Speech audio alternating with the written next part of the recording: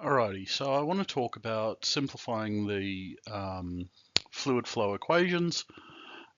We've seen the conservation of mass and momentum and what these equations look like. We've even seen a simplification for incompressible flow, where the continuity equation or the conservation of mass equation gets a lot simpler. I'm now going to discuss a few ways that you can knock bits out of the momentum equation and what you can do with it. So some of this is around chapter 1.3, flow descriptions. There's also a few other kind of different concepts that I'm going to introduce in here as well. So we have, what's happened here? Go d rho dt plus div rho u equals nothing. That's the continuity equation in its fullest form.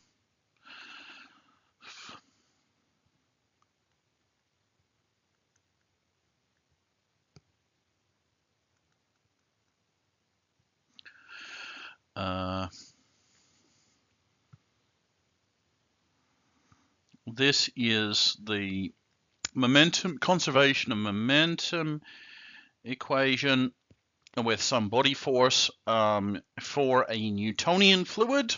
You'll remember this thing is the viscosity for a Newtonian fluid, right? So we're going to launch a couple of simplifications here. The first one is the rho is constant and the flow is incompressible.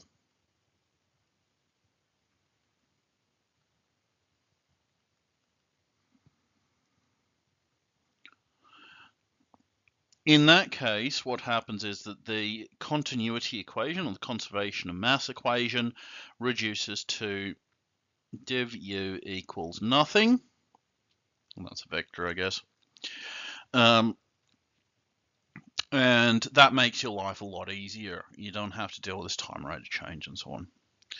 All right, another common simplification in a fluid is that you assume viscosity is negligible. So a lot of times you can ignore viscous effects, especially if it's a very fast-moving gaseous flow and there's no boundaries around. So that's the usual, or it's a usual thing that might be done in an atmospheric flow. You can't neglect viscosity when there are boundaries, because what happens is that the fluid actually sticks to a boundary. So when you've got a boundary, your fluid is actually not moving on the boundary, and there's a very rapid acceleration from, zero to fast-moving flow. And that creates what's called a boundary layer, where in that boundary layer, viscosity is important. So most of the time now, you don't see inviscid flows, but it's still it's still relatively common, especially in courses like this, where you want to be able to drop this viscous term to simplify the equations and simplify the analysis, right? Often viscosity is fine. If you've got a numerical simulation, you can include it and everything's good. So what you do there is you cross out mu and you end up with what are called the Euler equations, or the Euler equation for the conservation of momentum. Right, so that's just this equation here with that term crossed out like that. Okay, now the next one is a little less obvious as to what the meaning of the term is, but irrotational is another simplification that can be applied. Here, what you demand is that the curl of the velocities is equal to 0. Now, this is kind of curious because you need to understand what the curl means. This curl, the curl of a vector field, right, kind of describes the effect of local rotation. Now, this flow that I've kind of drawn here, going around in a circle, that you might think of as being a rotational flow, but it's not necessarily one where the curl is 0. Similarly, if you have a flow like this, where the velocity vectors are all in a straight line, but they're getting bigger as they say move away as they increase in, say, the y coordinate. This doesn't look like a rotating flow at all. However, the curl in this flow is actually really big. So what we're going to do is we're going to think more about how we determine what the curl is doing. So I want you to imagine that you've taken a couple of matchsticks and stuck them together in this cross arrangement, and you drop that into the fluid. The curl of the velocities, if there is a curl, if there is non-zero curl in the velocity field, there will be an unbalanced torque upon this cross-shaped thing. And that is that the cross-shaped thing will start to rotate about its middle, right? So what you will see in a rotational flow is this thing will start to twist, right?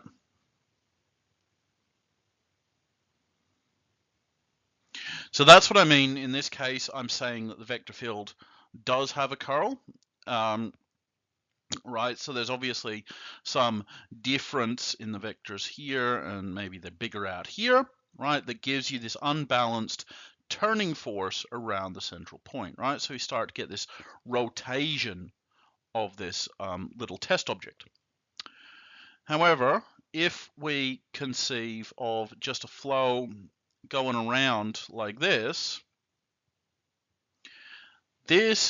whilst it looks like it's rotating, if it's all kind of identical, there may not be an unbalanced force upon our little test device. And what happens is if we put a cross in there, blip, I'll make that look a bit more even. Right, what can happen is that this can just be advected without changing its orientation at all. Right, so there's no local rotation in this field here, and we would say that that is an irrotational flow. Right, the curl here is not equal to 0 in this case, as I've drawn it. The curl is not equal to 0 in this case either, because what's going to happen is that if we put our little matchstick device in, the top of the matchsticks is going to experience a much bigger force from the fluid flow than the bottom, and it's going to start to rotate. Right, so again, the curl of the velocities here is not equal to 0.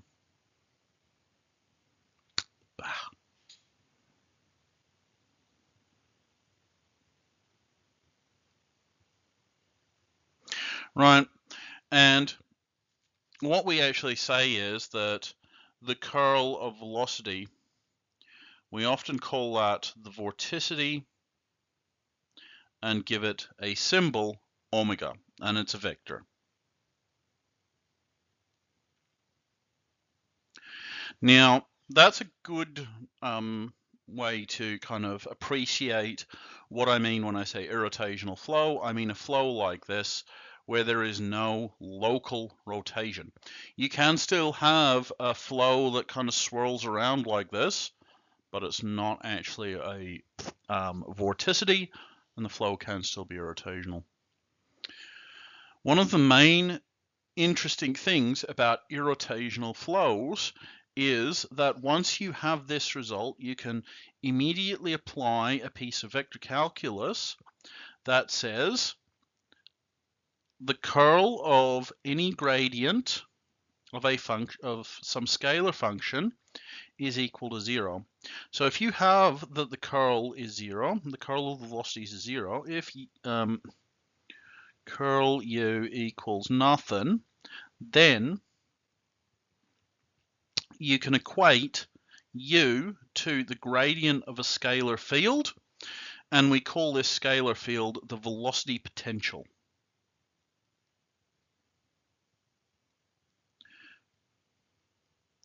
We like this because the velocity potential is now a scalar field, and scalar fields, because they do not contain directional information, this is one scalar field replacing 3 velocity vector fields, and that makes our analysis a lot easier.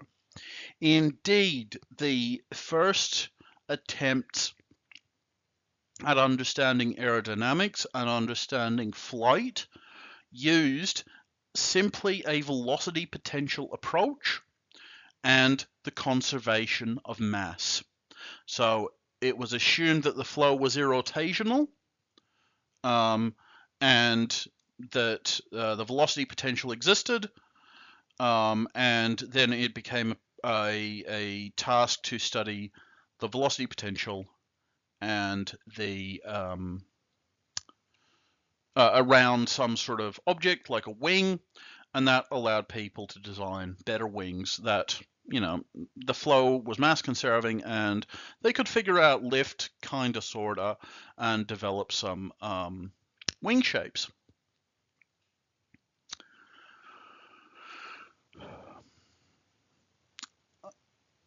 The next simplification I'm going to talk about is steady flow.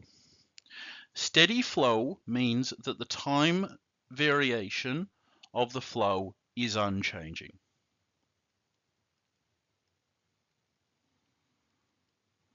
So that is that du dt equals 0. This does not mean the fluid is not accelerating. Remember that we have an acceleration that looks like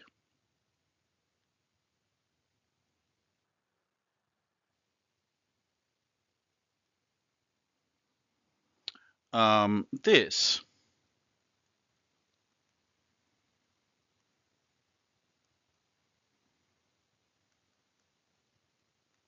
Right?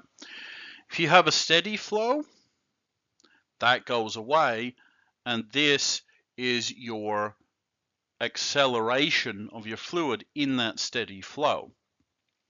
The idea here is that the inertia of the flow is still means that this can accelerate. So have a look at the material derivative video for an intuitive example where I talk about, you know, you're looking down on some cars and you might observe that the cars all move at a steady rate in time, but you know, because of the traffic conditions, that the cars are accelerating away from a green light or slowing down towards a red light.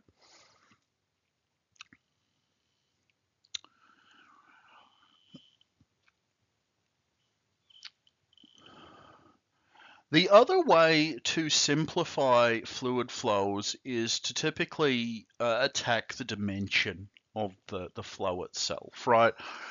All of these things are written in the vector calculus, in the sort of vector calculus notation of grad, div, and so on, where the dimension's implicit in the dimension of that operator. So I'm usually thinking of these as 3D flows. If you have a two-dimensional flow, or a flow that is roughly constant in one dimension, then you can boot out one of that constant dimension, because things like du coordinate aren't going to change. So let's think about a possible example of that. Let's go really high up in the atmosphere. So here's the Earth.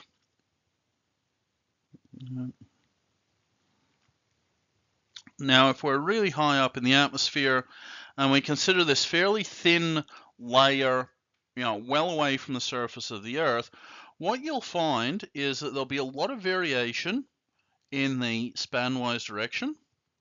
Oh, sorry, streamwise. And spanwise. Right, so your flow will be speeding up, slowing down, wobbling around, doing whatever it wants. However, in the vertical direction, there's almost no change, right?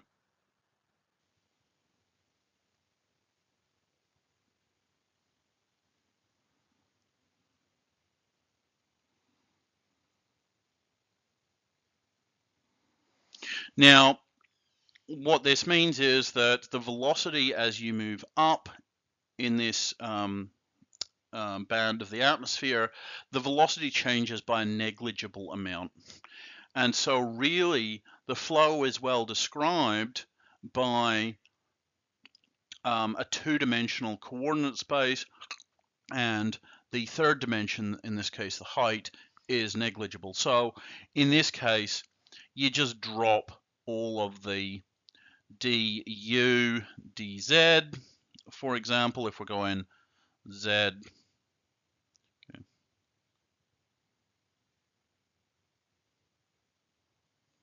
Okay. Trying to get rid of that, and it's not working anymore. Oh, there we go.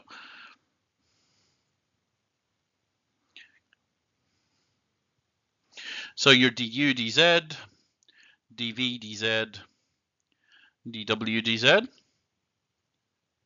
they're all out. dw dy, dw dx, they can also get the flick because w is a constant. So when that happens, you actually reduce the dimension of your problem from 3 to 2, and that makes life a lot easier.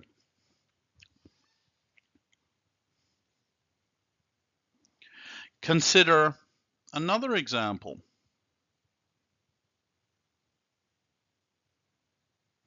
Let's say we have a spherically symmetric bubble, right? Spherical symmetry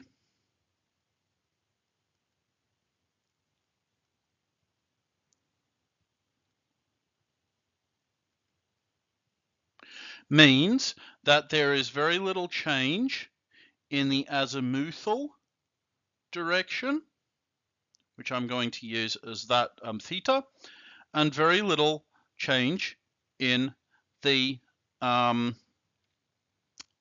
elevation.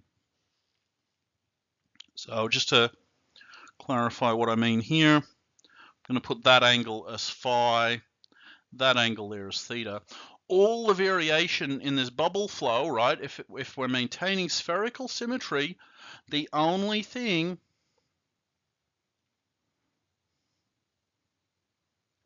that matters is the radial direction. So whatever is differentiated with respect to theta and phi, they just go away.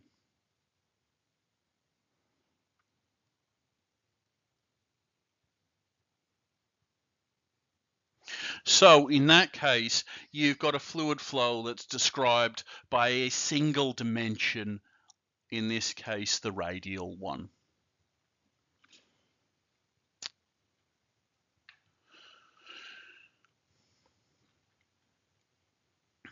Something else that's worth considering is so-called Stokes flow.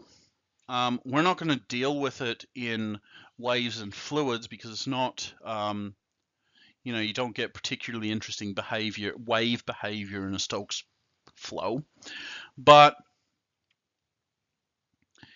If this viscosity here happens to be really, really big, you can neglect everything over here. So what happens then is that your flow reduces. You just cross out the entire acceleration term, and you have a relation between U and pressure and any body forces. And that works really well for, say, if you take a ball bearing and you drop it into some honey, for example, that ball bearing will very slowly sink down, but it's a very viscous flow, and you're just solving an equation where you've neglected this left-hand side and you've just got the terms on the right-hand side. The interesting thing about that is that the time dependence automatically drops out. If your flow is really viscous, that means you can do something to the flow. You can stir the flow. You can get your very viscous fluid. You can stir it, and then you can stir it backwards, and the fluid will go back to where it started. And because I doubt that you'll believe me, I'm going to link a YouTube video on the Moodle page showing this experiment. The last thing that I want to talk about is some perhaps example fluid flows that might be useful to think about. And these are very kind of idealized they're more conceptual than anything else. But let's talk about a uniform stream.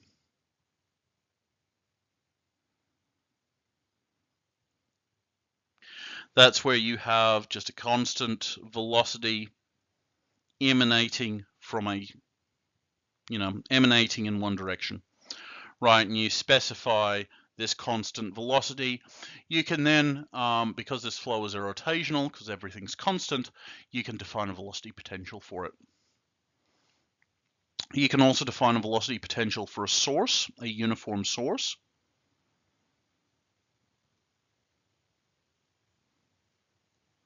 So if you like, this is like having something which spits out fluid.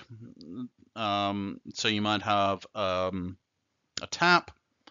You might think of that as being a uniform source of fluid in your flow. You can also have a uniform sink. That's just the same thing, but all the flow vectors, all the velocity vectors that I'm drawing are going to point towards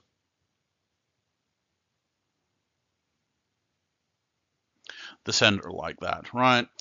You can define, again, these are both irrotational flows, and you can define velocity potentials for these. There's what's called a stagnation point flow. So if you imagine, and you have to be kind of creative here, you could imagine a boundary. You have an inviscid fluid, and you have, say, a uniform stream up here, right, far away. What's going to happen is, as you get closer to here, the flow's got to go sideways, right? So what kind of happens is that you get this flow turning around. And again, you can define these vectors are sort of more like that. You can define another velocity potential for this uniform, for this stagnation point flow.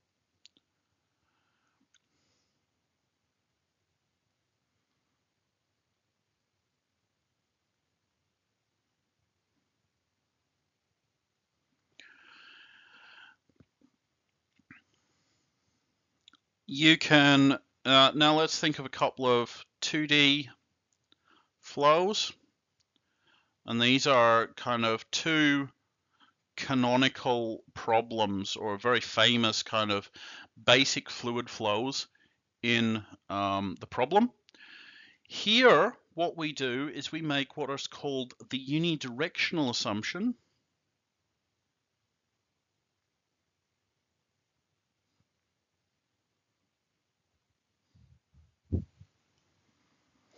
And that is that the fluid velocity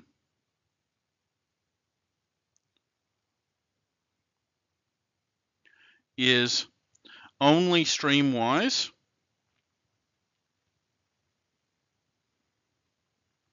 and only a function of the vertical coordinate.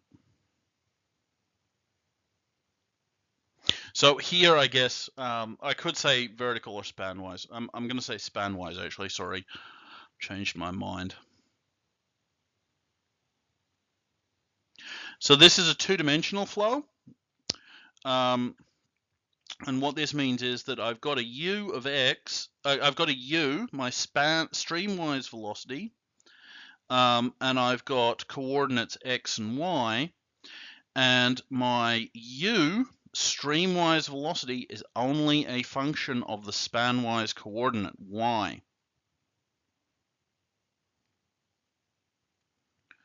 Now the beautiful thing about this is that the flow is steady by assumption. There's no time dependence.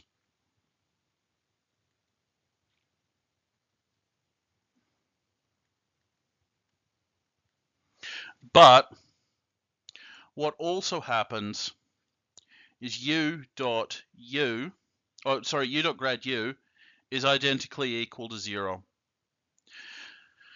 There is only a streamwise velocity. That means there's no spanwise velocity, and in fact that means that v is equal to 0 identically by assumption. But anytime you see a du by dx, that is also 0. So what happens in this case is that the conservation of momentum equation becomes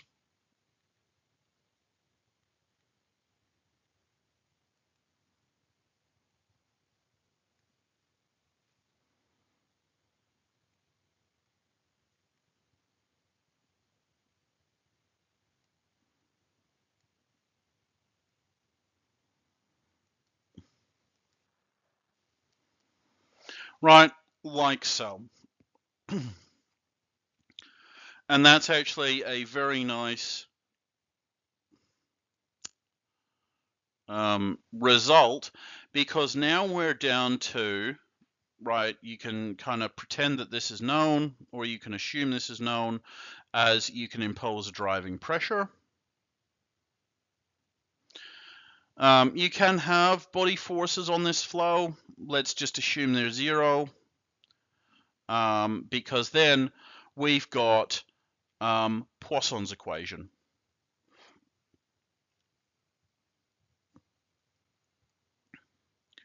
which you learned about last semester. So that's another very simple fluid flow. You do need to work out some boundary conditions because you're going to be solving Poisson's equation in some bounded domain, right? I do have walls here. These are walls. And as I was saying earlier, the boundary conditions that you impose are that u equals 0 at the walls. So where you have a viscous fluid flow, you decide that the flow sticks to the wall, and you can go ahead and solve that problem. You'll find that the solution is a parabola. It's really beautiful. Another version or something similar, where you make the assumption that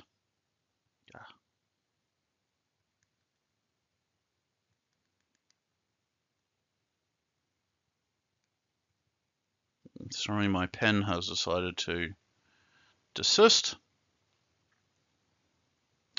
You can actually assume that there is no pressure gradient,